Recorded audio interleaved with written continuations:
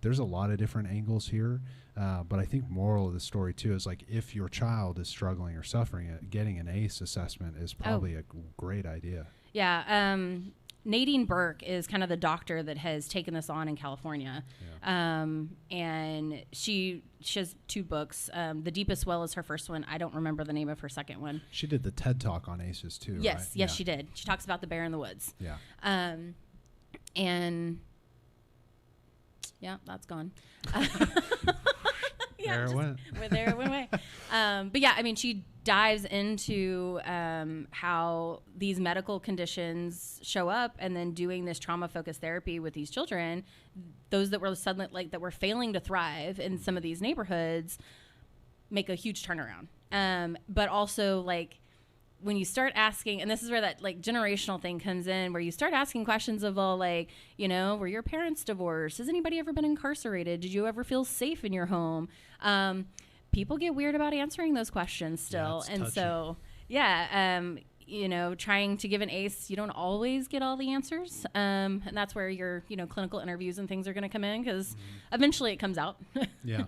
And so, yeah, it's interesting to always get the full picture sometimes. Yeah, you know, and I think if you're in the area listening to this, you're looking for a therapist who gets it, right? We're going to have Jessica plug her information in a bit, but this point you mentioned about the clinical interviews, it's like, I work with predominantly grown men, and I work with them for long periods of time, because in the beginning I know that even if they're an accurate historian, that they're not telling me half of the picture. No. Yeah, and the puzzle pieces are all scattered around the house, and they don't want to take me in that room yet, you know? Yeah, well, and even sometimes I find with clients is that, you know, your brain's job is to survive and to keep you sane. And when you experience a deep trauma, it will forget things. And individuals, that's kind of one of the hallmarks of individuals who've experienced trauma, is you kind of have gaps in your timeline. Like, you can't quite remember things in the exact order. There's almost kind of like holes there.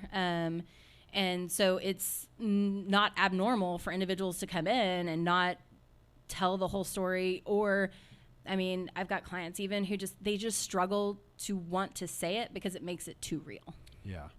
And so, you know, it's in any therapeutic relationship or any therapy session, it's about the relationship. And I talk about this with people all the time, is that, you know, if you don't trust your therapist, if you don't feel comfortable with your therapist, you're not going to have effective therapy. And so, you know, it's okay if you don't connect with your therapist. Like, we're humans. We don't all like each other. Right. Right. And so, you know, if you're with a therapist and it just doesn't seem to click and you're not willing to share things, then you know, it might be time to find a different therapist, and that's okay. Yeah, and we'll make referrals. Oh, 100%, yeah. Yeah. What would you say, because when I was a young clinician and hard-headed and finding information like, ooh, I really like this, what would you say to a clinician who took a hard-nosed stance on, no matter what the child is going through, it's the parents' accountability or responsibility? How would you, because I needed education on this. I had some really good clinicians that came into my life and shared wisdom with me to kind of soften that a little bit, and also help me hold proper boundaries around that, because a lot of that is truth, but there are nuances. How would you impart that to either listeners or just like, it doesn't have to be anything in depth. I know I'm putting you on the spot. No, you're good. A lot You're good.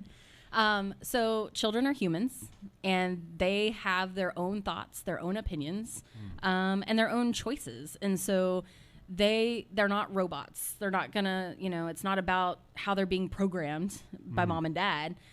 Believe it or not, sometimes they have their own thoughts of how they think things should go too. You know, your strong-willed children are the best example of this, as they're like your little lawyer negotiators, right? You're all like, okay, you can choose this and this. And they're like, well, what about this? And you're like, well, hell, I didn't think about that one. Yeah. And so then you've got to decide as a parent, like, am I sticking the line, or do I give to this compromising technique that my child's trying to use? And so, you know, understanding that, you know, psychology isn't just the brain. There's the biological, there's the psycho, there's the social. It's not just nature, it's not just nurture, it's a combination of both. Right. And for the men listening, this is why I keep reasonable women around, because they're the ones who check this in my innate male nature, and in my early clinical life. I got the education from the perspective, you know, I played baseball for 19 years. So when I came into my master's, I was coming right off a baseball field. It was dudes 24/7, and I was a bull in a china shop. And, getting that reasonable perspective from the other side of nurturing and taking our time with people and not needing results or outcomes, I think you just encapsulated that really beautifully. Well, yeah, and that outcomes piece I think is really important, especially for young clinicians, is that you're so driven to make a difference or have an answer or get people better, and that imposter syndrome, right, can start to really set in. And so checking yourself sometimes, even of like, am I being realistic about this situation?